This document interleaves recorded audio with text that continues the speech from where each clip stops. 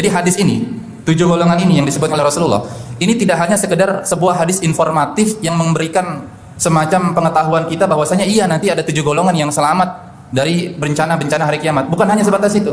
Secara tersirat, hadis ini juga memberikan informasi bahwasanya kalau kita ingin mengembalikan kejayaan umat Islam, maka 7 golongan ini harus ada dalam kehidupan umat Islam. Begitu.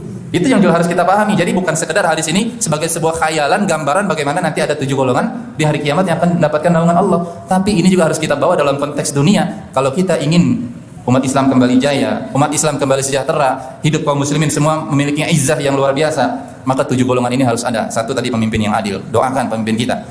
Jemaah sekalian, barangkali sudah pernah mendengar para ulama kita mengatakan lau kanat li da'watun mustajabah la ja'altuha lis-sultan. Seandainya kita punya doa-doa mustajab, kita yakin bahwa ada doa yang kalau kita berdoa kepada Allah, doa kita itu pasti dikabulkan. Para ulama mengatakan apa? Aku akan menjadikan doa mustajabku itu salah satunya adalah kebaikan untuk para pemimpin, agar diberikan pertolongan, diberikan kekuatan, diberikan perlindungan oleh Allah ketika mereka ingin berlaku adil. Yang kedua, para pemuda tadi.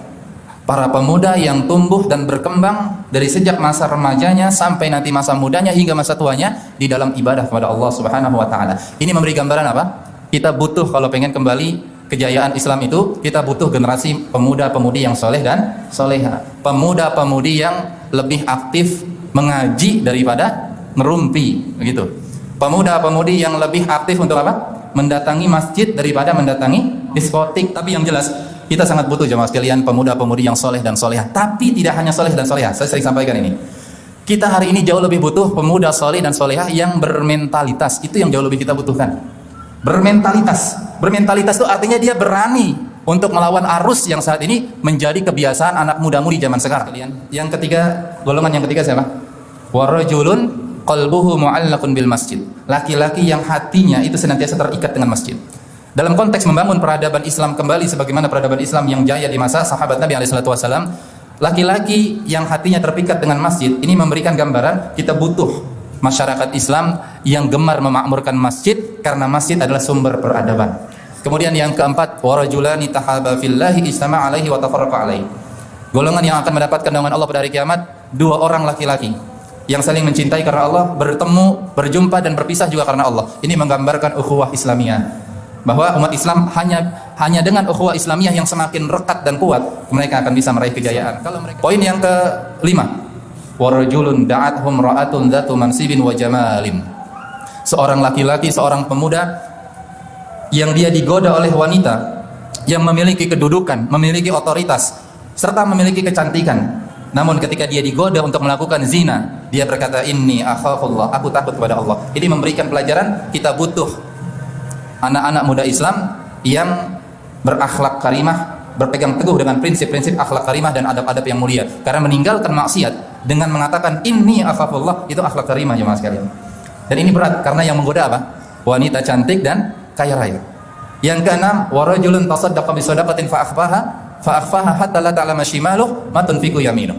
Seseorang yang bersedekah, yang ketika dia bersedekah, tangan kanannya memberi dan tangan kirinya tidak mengetahui. Artinya dia berusaha untuk melakukan kebajikan yang kecil atau kebajikan yang besar dengan penuh keikhlasan, bukan dalam rangka pamer. Tapi makna tersiratnya adalah bahwa kita butuh orang-orang Islam yang meskipun dia tidak terlalu dipandang, tapi hendaklah dia menjadi bagian orang yang saling memberikan support, memberikan dukungan untuk bisa tersebarnya kebajikan-kebajikan yang membawa kemaslahatan umum. Jelas ya? Tidak harus kemudian dilihat orang.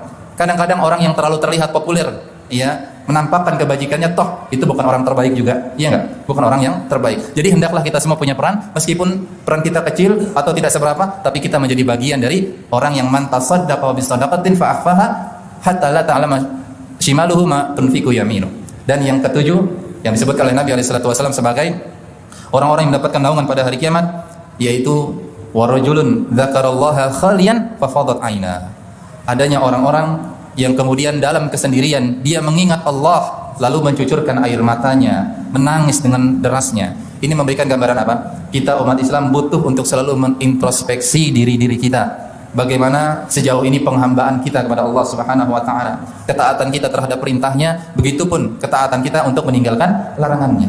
7 golongan inilah yang insya Allah akan mengembalikan kejayaan Islam, dan kuncinya mukhalafatul hawa, menyelisihi hawa nafsu.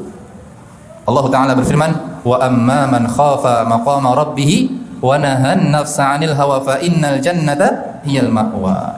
Siapa yang takut akan kedudukan Tuhannya dan dia mencegah dirinya untuk tidak melakukan perbuatan-perbuatan yang sesuai dengan hawa nafsunya atau yang disenangi oleh hawa nafsunya, maka ketahuilah surga al-ma'wa, jannatul ma'wa itu akan menjadi tempat tinggalnya kelak.